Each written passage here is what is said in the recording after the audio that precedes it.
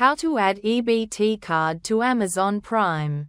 Adding your EBT card to Amazon Prime allows you to access a discounted membership and shop eligible items with your SNAP benefits.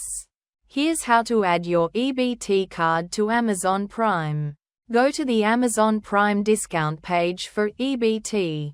Click Get Started or Try Prime Discounted.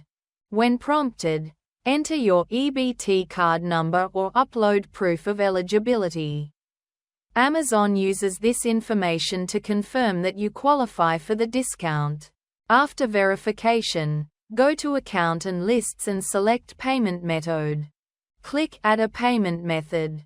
Then choose Add EBT Card from the list. Enter your EBT card information and save it. Once linked, you can use your EBT card to shop eligible items, such as groceries, on Amazon. Items eligible for EBT payments will be marked SNAP EBT eligible. Thanks for watching.